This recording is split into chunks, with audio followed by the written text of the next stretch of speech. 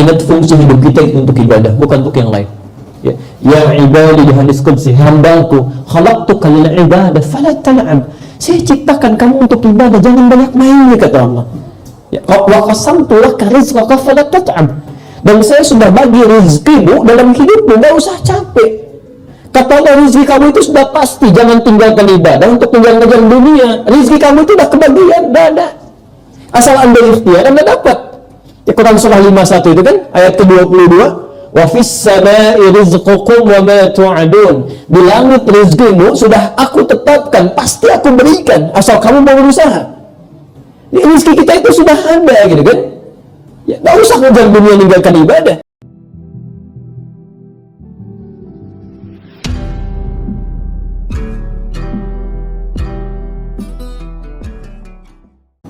Ini yang dipraktekkan oleh para nabi. Jadi para nabi aja melakukan ini, masa kita enggak, kan? Sekarang yang orang biasa, saya kasih satu. Orang biasa, bukan nabi, bukan rasul, tapi mempraktekkan ini juga. Quran surah ketiga, ayat 35 sampai 37.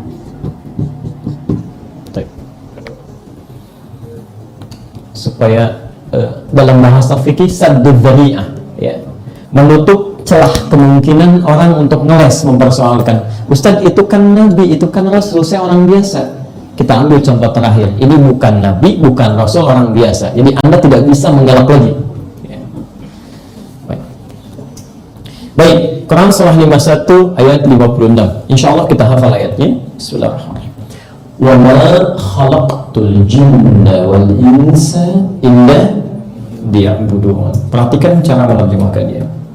Ya, Allah berfirman, wa ma khalaqtul jinna wal insa, dan tidaklah aku ciptakan jin dan manusia itu. Baik, hati-hati, kalimat ins di sini disebutkan dalam bentuk tunggal. Ya, bersanding selalu dengan jin disebutkan 18 kali dalam Al-Quran. Kita sudah bahas ini dalam kajian hakikat manusia. Baik. Artinya apa? Kalau ada di Quran diungkapkan dengan bentuk tunggal, maka hukumnya mengikat pada setiap personal, tidak bisa diwakilkan. Jelas ya? Jadi Allah ingin menyampaikan hukum di ayat ini berlaku bagi setiap orang yang mengaku muslim, bahkan manusia, karena instartnya manusia. Perhatikan, wa ma khalaqtul jinna wal insa illa liya'budun. Tidaklah saya ciptakan jin dan manusia kecuali mereka punya tugas menjadikan semua aktivitasnya sebagai ibadah kepadaku, kata Allah. Saya terjemahkan dengan lebih cepat ya. Tidaklah aku ciptakan jin dan manusia kecuali mereka mesti menjadikan seluruh aktivitasnya sebagai ibadah kepadaku. Hati-hati Bapak Ibu sekalian, hati-hati ya. Kalau dalam bahasa bebasnya kata Allah, saya tidak ciptakan kamu manusia kecuali hanya untuk ibadah. Berarti kalau ada seorang manusia tidak ibadah kepada Allah, dia keluar dari hakikat kemanusiaannya. Ya sih? Nah, sekarang pelan-pelan bahasa Quran ya, semua aktivitas kita mesti jadi ibadah.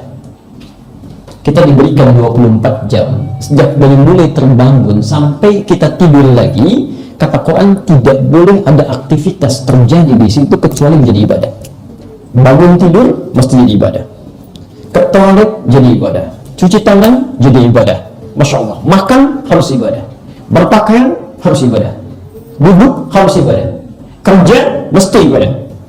Allahu Akbar. Karena itulah semua aktivitas kita supaya bernilai ibadah dalam pandangan Allah akan selalu bersanding dengan doa. Silahkan cek, tidak ada aktivitas kita yang baik-baik yang tidak menggunakan doa. Bangun tidur ada doanya? Ada. Umat lain belum ada. Makan ada doanya? Ada. Minum ada. Bahkan ke toilet pun ada doanya. Dan itu diatur langkahnya. Langkah yang masuk berbeda dengan langkah yang keluar. Bahkan Masya Allah, kata Nabi, maaf ya, maaf, Nabi menyampaikan saat Anda tidak hafal doanya pun, Anda cukup sertakan kalimat Allah di situ. Kullu amrin dhibalin la yubda'u fihi bismillahirrahmanirrahim fahuwa abtar. Setiap perbuatan baik yang tidak disertakan kalimat Allah bismillahirrahmanirrahim, paling pendek bismillah, maka terputus nilai ibadahnya. Terputus nilai ibadahnya. Teman-teman sekalian, mau minum, Bismillah. Ya, Masya Allah. Ini minuman, misalnya ada dua minuman dengan volume yang sama, dengan bentuk yang sama. Si fulan dua-duanya muslim. Si fulan minum begitu saja, yang satu mengucapkan Bismillah, lantas dia minum. Perhatikan, fungsi minuman itu menghilangkan haus. Di dua-duanya minum pun hausnya hilang. Tapi kalimat pertama yang mengucapkan Bismillah dalam minumannya, kalimat itu yang menjadikan minuman ini bernilai ibadah. Awas, hati-hati ya. Nilainya dari ibadah ini disebut dengan pahala. Jadi begitu Anda minum Bismillah, pahala dituliskan. Pahala ini bekal untuk pulang ke akhirat. Kalau minumannya nggak ikut, silakan cek, Anda minum sekarang gitu kan, gelasnya dipakai, jangankan ke akhirat, ke alam kubur aja nggak ada yang ikut. Oh, ini adalah gelas kenangan saat mama mulai minum pertama kali. Masya Allah dia. Mohon ketika mama meninggal, ikutkannya ke alam kubur. Masya Allah. Gak bisa. Orang paling bingung gitu kan. Ini kenapa dikumpulkan ke gelasnya? Sama, Anda kumpulkan uang banyak-banyaknya. Kumpulkan. Demi Allah saya katakan dari sekarang Pak ya, mohon izin, kain kafan kita itu gak ada kantongnya. Silakan cek. Ini gak bisa ikut. Yang ikut itu Bismillah diberikan, Bismillah diinfakkan, Bismillah berikan yang baik-baik. Jadi barang, Bismillah gunakan pada kebaikan. Jadi mobil, gunakan untuk ibadah. Jadi handphone, Bismillah, Assalamualaikum, bikin status yang baik-baik. Itu yang bernilai pahala. Ya.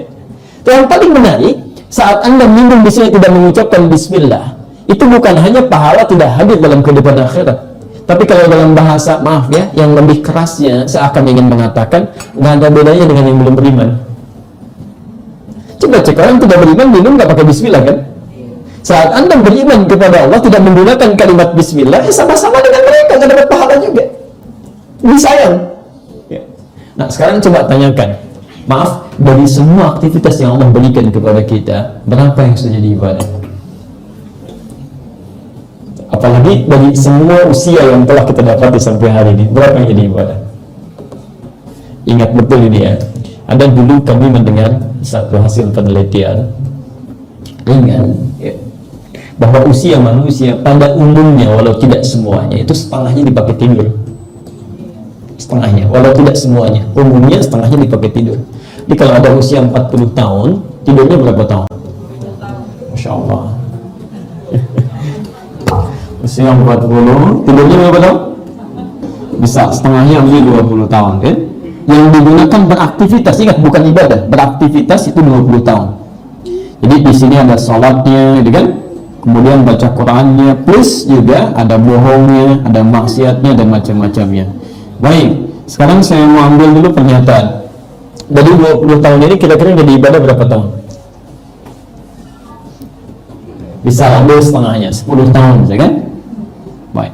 Jadi orang yang usianya 40 tahun, potensi ibadah yang dilakukan bisa saja 10 tahun. Baik, dari 10 tahun ini sudah pasti diterima? Apa ukurannya? Ya, Quran surah 98 ayat 5 itu. Wa ma umiru illa liya'budullaha mukhlishina lahuddin. Al-Bayyinah. Harus ikhlas. Kalian tidak diperintahkan untuk ibadah kecuali ikhlas ditunaikannya. Dari 10 tahun ini berapa yang ikhlas? Ambil setengahnya, bisa 5 tahun. Masya Allah. Orang diberikan usia 40 tahun, potensi ibadah yang bisa dibawa menghadap Allah dengan penuh kebanggaan, kebahagiaan, itu 5 tahun. Maksiatnya berapa tahun? Oke. Tapi bertakwalah kepada Allah. Kalau kita tidak perbaiki diri kita saat ini, persaingannya begitu ketat. Tidak mudah gitu. Kami sebelum berangkat ke sini, saya buka handphone, saya lihat, Masya Allah, saya langsung menangis. Anda bisa bayangkan, kami mendapat undangan dari perkumpulan tunanetra se-Jabodetabek, yang mereka khususkan dirinya untuk menghafal Al-Quran. Ustaz minta waktu bulan Desember. Kami adalah perkumpulan penghafal Quran tunanetra se-Jabodetabek, ingin belajar ketika, Masya Allah, saya langsung menangis. Anda diberikan ujian oleh Allah, tak mampu melihat dalam urusan dunia, tapi mata hatinya begitu tajam untuk menghafal Quran. Anda diberikan penglihatan sampai hari ini, berapa yang digunakan dalam sehari untuk baca Quran saja? Coba cek gitu kan. Allah kasih berapa lama waktu kita dalam 24 jam, berapa yang sudah kita maksimalkan? Saya diam seketika, saya diam merenung, ya Allah, persaingan ketat di saat ini. Persaingan ketat kan. Kita menghafal Quran bukan berlomba dengan orang yang melihat saja, tapi dengan yang Masya Allah diuji oleh Allah dengan tanpa bisa melihat. Ya. Maaf, berlomba kesabaran saja sekarang. Ya, untuk sabar itu tidak hanya berlomba dengan orang soleh, dengan pelaku maksiat pun ada perlombaan. Tahukah Anda bahwa pencuri pun sekarang bersabar? Masya Allah. Ada orang mau jadi motor gitu kan, bos ini susah, sabar, terusin, sabar kan? Ya, pencuri ini bersabar ya, koruptor sabar. Kenapa Anda yang menunaikan kebaikan tidak bisa bersabar? Kenapa tidak bisa bersabar dalam tahajud? Nonton bola Anda bisa sabar. Kenapa tahajud tidak bisa bersabar? Masya Allah, salat sunnah kenapa tidak bisa bersabar? Kenapa tidak bisa bersabar dengan menghafal Quran, dengan membaca Al-Quran? Ya? Ini kalau orang pelaku maksiat pun bisa bersabar, kenapa kita pejuang dakwah tidak bisa bersabar? Bertakwalah kepada Allah. Kalau waktu yang diberikan disia-siakan, itu tidak mudah untuk bisa mengembalikan kebaikan itu. Anda kehilangan 2 rakaat sebelum subuh tadi, Anda tidak bisa menggantinya kecuali esok hari. Dan demi Allah, esok pun belum tentu kita bangun lagi. Ya. Karena itu saya kembalikan dari sini. Baik, ingat fungsi hidup kita itu untuk ibadah, bukan untuk yang lain. Ya ibadi, di hadis qudsi, hambaku khalaqtuka lil ibadah fala tal'ab. Saya ciptakan kamu untuk ibadah, jangan banyak mainnya, kata Allah. Ya, wa qasamtu laka rizqaka fala tat'ab. Dan saya sudah bagi rezekimu dalam hidupmu, enggak usah capek. Kata Allah, rezeki kamu itu sudah pasti, jangan tinggalkan ibadah untuk ngejar-ngejar dunia. Rezeki kamu itu sudah kebagian, sudah ada. Asal Anda ikhtiar, Anda dapat. Ya, Quran surah 51 itu kan, ayat ke-22. Wa fis samai rizqukum wa ma tu'adun. Di langit rezekimu sudah aku tetapkan, pasti aku berikan, asal kamu mau berusaha. Rezeki kita itu sudah ada gitu kan. Ya, gak usah ngejar dunia meninggalkan ibadah. Lihat kalimatnya, kalau kamu perhatikan, ikuti aturanku, kata Allah, ya, ikuti aturanku dengan beribadah, maka aku akan luaskan rezeki yang telah aku siapkan untukmu. Tapi kalau kamu paksakan mengejar dunia dengan meninggalkan ibadah, saya akan buat kamu merangkak untuk mendapatkan dunia, dan kamu tidak akan mendapatkan rezekimu kecuali sesuai dengan yang telah aku tetapkan. Jadi kalau Anda tinggalkan ibadah demi mengejar 100 miliar, Anda dapatkan 100 miliar, Anda tinggalkan Jumat, Anda nggak usah bangga, memang rezeki Anda segitu. Jadi Anda kerjakan Jumat pun Anda dapat juga gitu, rezeki Anda memang segitu, nggak usah senang dulu. Demi Allah saya katakan, Anda capek, terus kejar lagi, ibadah tertinggalkan, bahkan sebagian tidak dipakai, nafsu semakin mengembang gitu kan, dan tidak ada yang dinikmati. Dan itu yang saya berikan, kata Allah.